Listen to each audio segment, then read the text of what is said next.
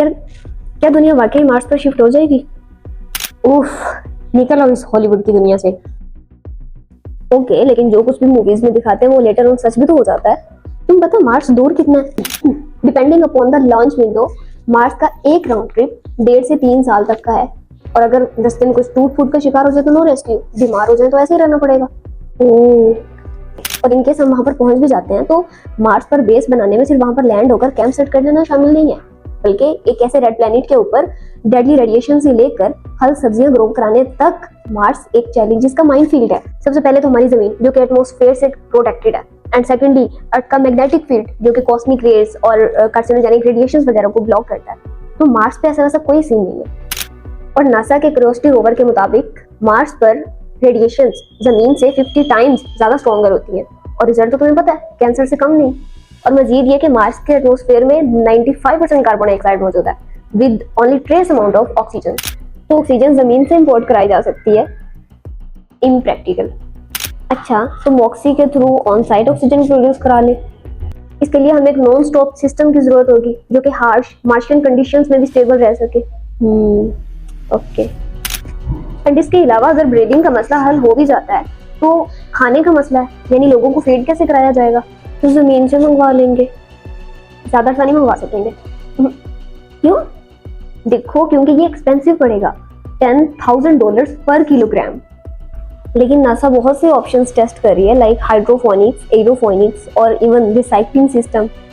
क्या मतलब? हाइड्रोफोनिक यानी प्लांट को न्यूट्रल सॉल्यूशन के साथ वाटर बेस्ड सिस्टम में ग्रो कराना, और एरोफोनिक्स यानी प्लांट्स के ऊपर न्यूट्रिएंट्स डायरेक्टली रूट्स के ऊपर स्प्रे कर देना, और रिसाइक्लिंग सिस्टम यानी ह्यूमन वेस्ट को ही कन्वर्ट कर देंगे प्लांट फर्टिलाइजर में। ओके, लेकिन इनमें से कोई भी एक्चुअल मार्शियन कंडीशंस यानी कि lower gravity, high radiation, temperature swings यानी कि during night -100 Fahrenheit and during day time 70 Fahrenheit, in conditions में फुली टेस्ट नहीं हुआ।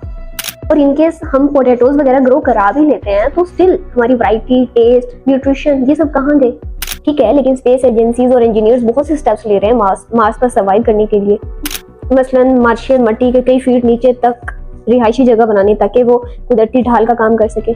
इसके अलावा पॉलीथीन से लाइंड इन्फ्लेटेबल मकामात बनाना ताकि रेडिएशन को अब्सॉर्ब कर सके।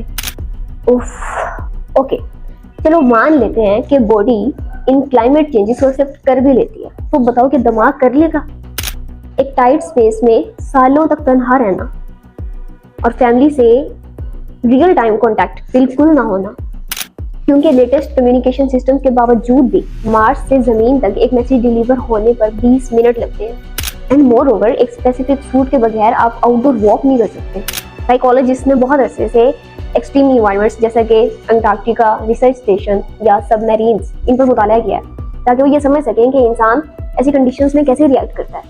And even earth based scenarios में भी क्रू मेंबर्स में स्लीप डिस्ट्रप्शन, डिप्रेशन और वक्त के साथ साथ चिड़चिड़ापन देखने को मिलता है।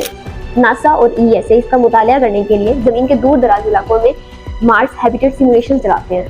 और एक एक्सपेरिमेंट में उनके पार्टिसिपेंट्स ने ब्रोकेंशन, स्पेस रेज और बोर्डम जैसे जो रिजल्ट्स हैं वो कंक्लूड किए हैं, और ये रिजल्ट्स उन सिर्फ 8 मंथ की आइसोलेशन का नतीजा थे।